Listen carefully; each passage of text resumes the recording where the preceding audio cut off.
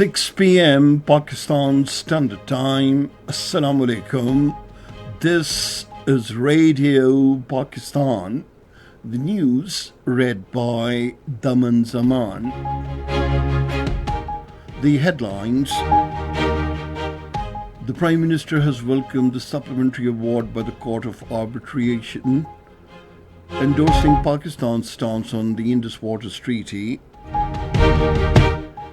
The Deputy Prime Minister has reiterated the government's commitment to maintain financial discipline without undue burden on the public.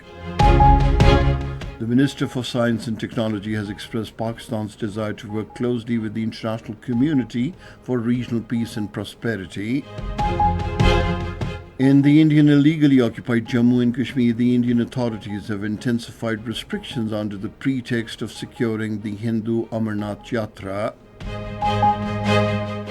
In Iran, a state funeral service was held in Tehran today for about 60 people martyred during the war with Israel. 47 Palestinians were martyred by the Israeli forces in Gaza today. And now the news in detail. The Prime Minister Mohammad Shahbaz Sharif has welcomed the supplementary award issued by the Court of Arbitration under the Permanent Court of Arbitration regarding the Indus Waters Treaty. In a statement, he said the court's decision has reinforced Pakistan's stance that India cannot unilaterally suspend the Indus Waters Treaty. He said the country is completing various projects on water resources as it is Pakistan's lifeline. The Prime Minister also appreciated the effort of the Law Minister Azam Nazir Tarar and the Attorney General Mansoor Awan.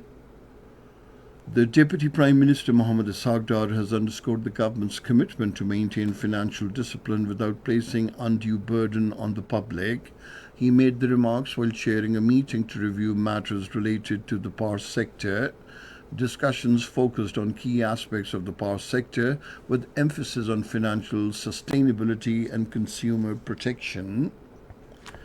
The Minister for Science and Technology, Khalid Hussain Maksi, has expressed Pakistan's desire to work closely with the international community for peace and prosperity in the region.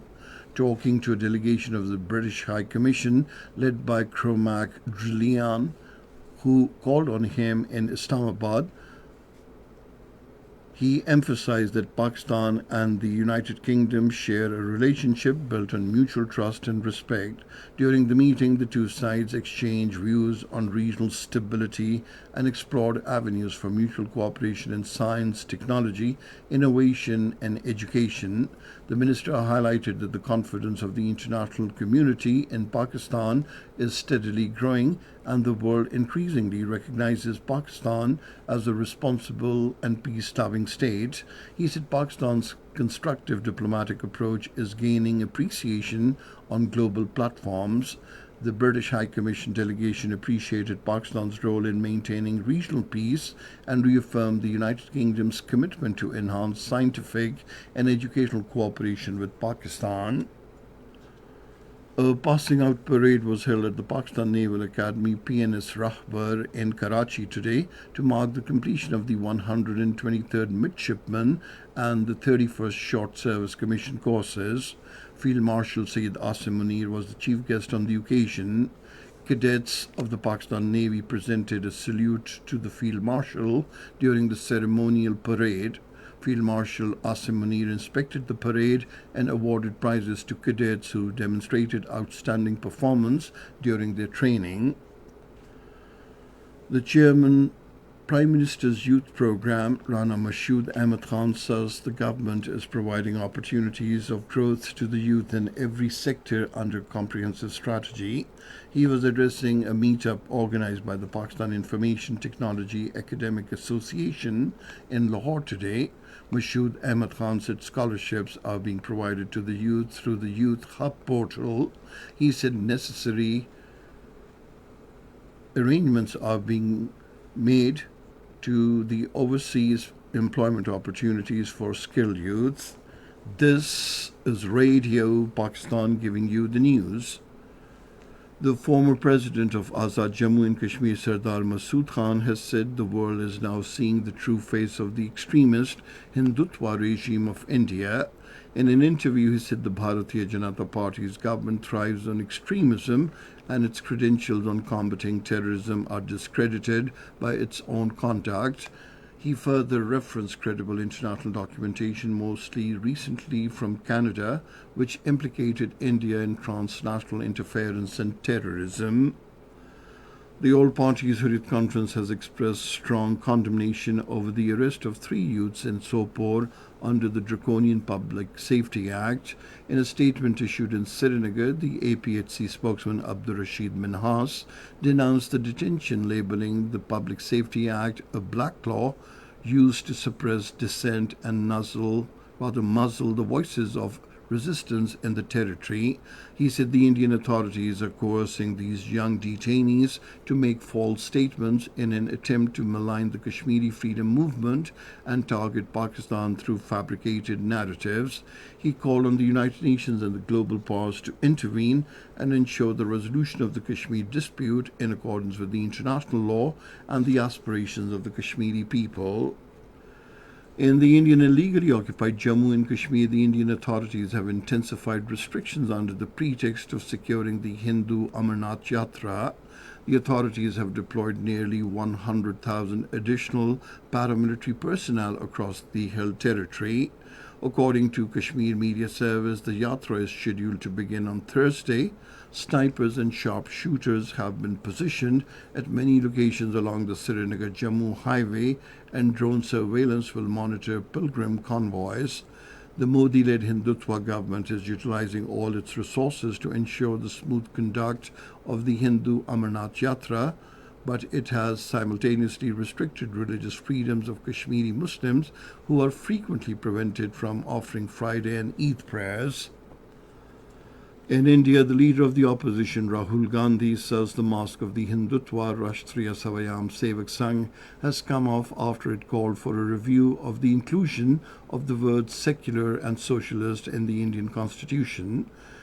In a social media post, he said the constitution troubles the Rashtriya Savayam Sevak Sangh because it speaks of equality, secularism, and justice, terming the RSS as the ideological parent of the Bharatiya Janata Party.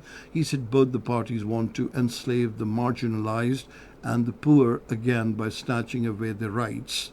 Meanwhile, the Communist Party of India, Marxist, said the proposal made by the Hindutva organization exposes Rashtriya Savayam Sevak Sangh's long-standing objective of subverting the constitution and its intent to transform India into a Hindu Rashtra in pursuit of its Hindutva project.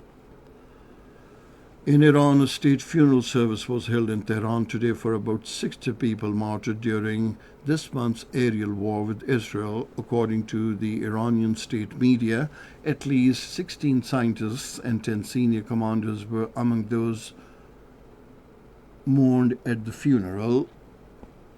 At least 47 Palestinians were martyred by the Israeli forces in Gaza today. Israel's war on Gaza has killed over 56,400 people. Meanwhile, the Israeli officers and soldiers have told Israel's Haaretz newspaper that they were ordered to shoot unarmed Palestinians seeking aid at designated distribution zones in Gaza, even if the crowds pose no threat. 23 people have been killed in rain-related incidents in the Punjab and Khyber Pakhtunkhwa. According to the Punjab Disaster Management Authority, 12 people were killed and 39 injured during various incidents across the province. Similarly, at least 11 people have been killed and 6 others injured in rain-related incidents in Khyber Pakhtunkhwa. According to Khyber Pakhtunkhwa Disaster Management Authority, rains and flash floods caused the most damage in Swat district. And finally, the weather report.